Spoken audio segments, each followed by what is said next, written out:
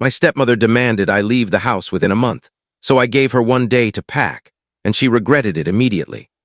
Let me explain how Barbara turned my father's home into her personal palace. Casting me as the unwanted outsider she'd been scheming to exile from the start. Barbara Johnson had a knack for making my life unbearable while upholding her flawless stepmother act. She'd accidentally spill my supper onto the tile floor, claiming she hadn't noticed me. She'd toss her tea leaves and orange rinds into my bedroom bin, insisting it was just her helping with chores. The worst was when she swapped my regular shampoo with industrial adhesive, nearly costing me my hair before I caught on. But the moment Dad entered the room, Barbara morphed into the picture of maternal warmth.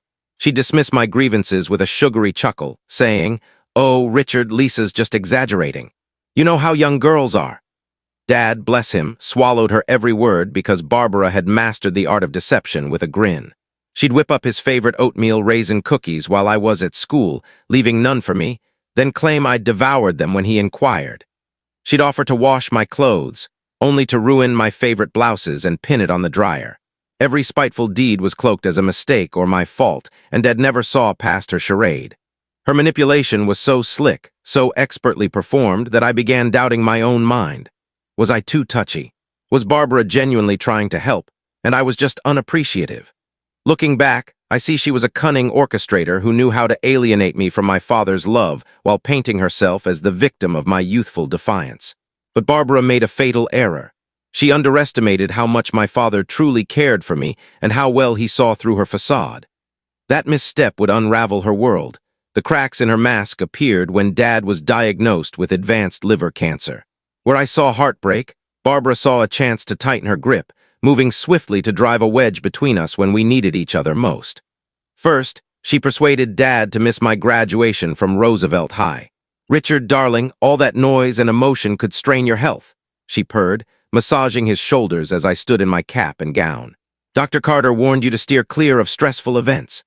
That same weekend, while I walked the stage alone, Barbara shared photos on social media from their cozy retreat to Sonoma, complete with love hearts and #GreatFullMoments tags.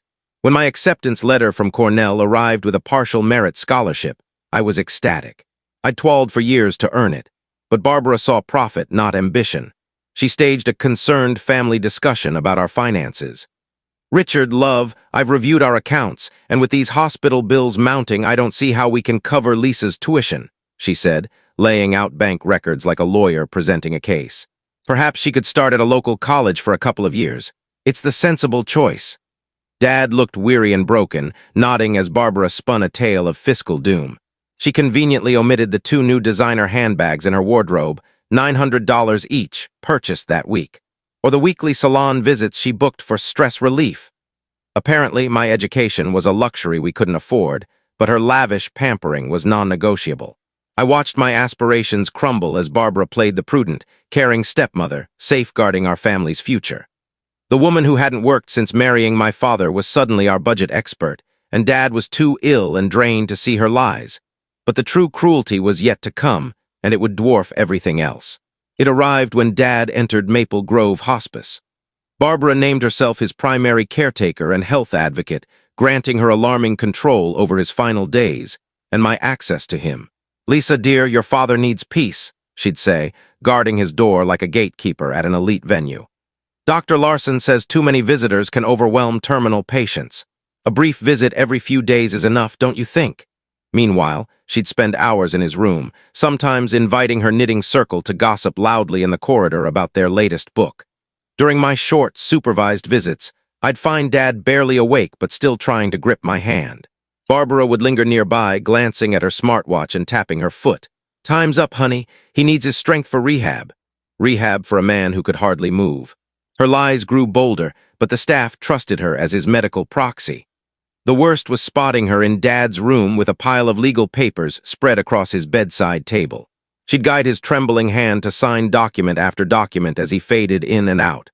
When I asked what he was signing, Barbara's smile never faltered.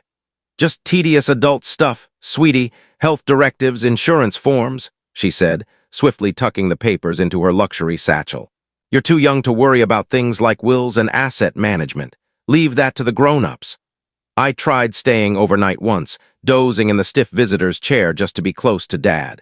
At 3 a.m., Barbara stormed in with 2 security guards, claiming I was disturbing other patients with noise. I'd been sitting quietly, holding Dad's hand as he slept. But Barbara was persuasive, and I was ushered out like a trespasser. She was methodically cutting me off from my dying father, and I felt powerless. Or so I thought. The morning after Dad's funeral, still in my black dress and barely through my tea, Barbara swept into the kitchen like she'd hit the jackpot. Jangling the house keys like a warden, her crocodile tears from the service were gone. "Lisa, we need to talk about your living arrangements," she declared, settling into Dad's favorite armchair at the breakfast table, Mom's heirloom walnut table passed down for generations. "This house is mine now, and it's time you found your own place."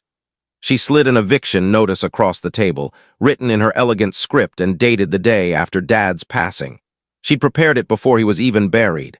"I'm giving you a month, which is kinder than required," she said, inspecting her polished nails as if discussing a trivial matter. "Frankly, dear, you're a reminder of a chapter I'd rather close. Richard and I had our life together, and it's time I moved on without baggage." What shattered me wasn't the notice. It was seeing her in my mother's kitchen, wearing Mom's sapphire necklace and emerald earrings, calling me a relic of the past. This woman had spent years erasing me from my father's life, and now she was literally evicting me from my childhood home. I stared at Barbara Johnson, who'd played the doting stepmother while sabotaging my every bond, and a steely resolve settled in my chest. She wanted a battle over this house? Fine, I'd not only fight, I'd obliterate her. I smiled politely and said, "We'll see about that." A flicker of doubt crossed her eyes, and I knew she was wondering what I meant. She should have been scared, because I was about to dismantle her world in under a day. I spent the next day combing through every paper Dad had given me, and then I recalled the manila envelope he'd handed me 2 years prior, labeled Lisa, open only in emergency in his precise handwriting. I'd stashed it in my keepsake box and forgotten it. That day, Dad had been unusually grave, making me swear to keep it safe but not open it unless absolutely necessary. At 17, I thought he was being theatrical. Now I realized he'd been preparing for battle. With shaking hands, I opened it and found 3 game-changing documents, plus a letter in Dad's writing that chilled me. "Lisa, if you're reading this, Barbara has revealed her true self, and I'm no longer here to shield you. I've watched her behavior for a year and know her character. I've seen how she treats you when she thinks I'm not watching, and I've recorded everything. These documents will arm you to fight back. Use them carefully. I love you more than anything. Dad." The first was a deed transfer, signed and notarized, showing Dad had placed the house in an irrevocable trust with me as the sole beneficiary, dated 2 years ago when Barbara's facade began to crack around him. The second was a prenuptial agreement Barbara had signed, limiting her to only her personal belongings and 1 car from the marriage. She'd been so eager to wed Dad that she'd waived rights to his assets. The third was a notarized letter from Dr. Evans, Dad's trusted doctor, affirming that Richard Thompson was fully lucid and uncoerced when he set up the trust. Barbara was so smug in her scheming that she never saw this coming. She thought she'd played a flawless game, but Dad had been strategizing far ahead. I spent hours organizing the papers, marking key sections, and preparing for the most gratifying conversation of my life.